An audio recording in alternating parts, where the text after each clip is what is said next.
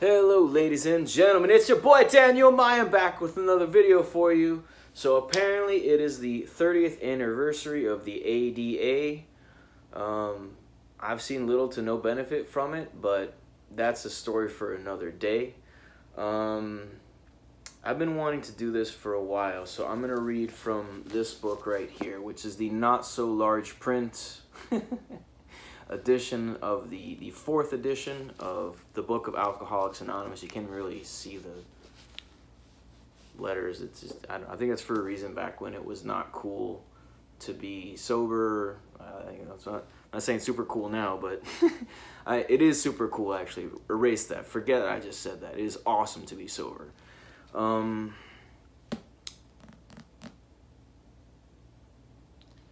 So today, I'll get to this in a minute. So today I was listening to a podcast. I decided, let me look again. I looked once for a podcast about blind people, and all I found was blind this and blind that and blind courage and blind faith and blind wisdom and blind. Had nothing to do with being blind, which is again a story for another day that a tangent I would go into. But I decided, let me look up disability, and I found tons of stuff. And the first one was Disability Visibility by a lady named Alice Wong. And I tried listening to it, and at first I really couldn't understand what she was saying, and I listened closer. And the picture, I thought, now this isn't me making fun of her or anything, I'm legally blind, so I couldn't tell from the picture, even zooming in. I thought, is there a Band-Aid on her nose or mouth, or what's going on right there? I wasn't really sure. And then as I listened, I realized it must be some kind of a breathing apparatus.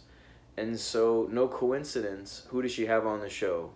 I believe her name's Conchita Hernandez, who is a blind person who, I think she's a teacher, something to do with education. I have to listen to it again. But it just kind of reinforced the fact that I'm not alone, that you're not alone. You know, whatever your disability is, that you're not alone. And that I need to do my part. And I came home, and on PBS I'm watching the News Hour, and who do they're talking about the ADA. I mean, I love PBS. But, you know, they talk about the ADA, and who's one of the people that they interview, for only for a few seconds, but Alice Wong. And I realized, I'm like, I need to do this video. I've been meaning to do it for a long time. There's some real obvious fear that goes along with it.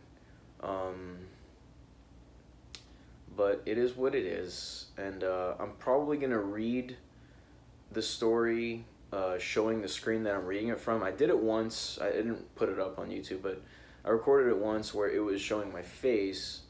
And you don't really get to see how I'm actually reading. I want to show you how I read.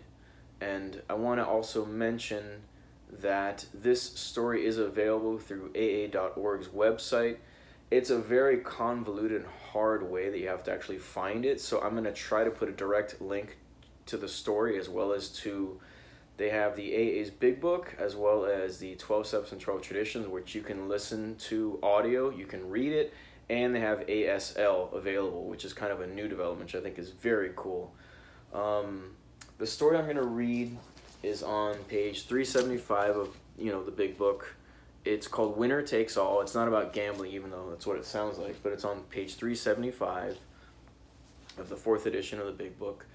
And the reason I'm going to read it, well, besides being, there's been like everything, all the coincidences I just said, but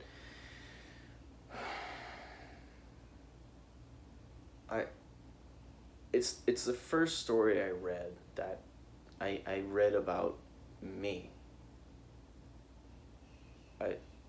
Until that time, I'd never met anybody like me. Now, while I've never met the author, her story was my story in many aspects. And not all, of course, but in many aspects. And the most important one, that she's legally blind.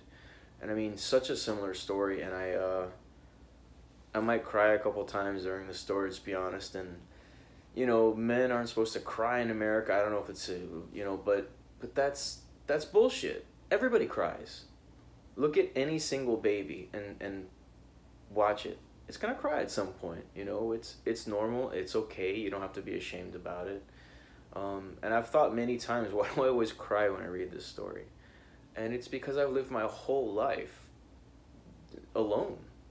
Now, of course, not really alone, but alone in the fact of having a disability. And now looking at, and I go and well, I can't now because of the coronavirus, but I go as much as I can to events or things that are happening in an area that's accessible to me, with people that are like me. And the thing is that they're not like me. They have different disabilities, almost all of them. I recently ran into somebody who had a similar disability, a visual one, and that was cool, you know, but I've learned, and I like to teach you, to look for the similarities. Don't look for the differences. Look for the similarities in those around you.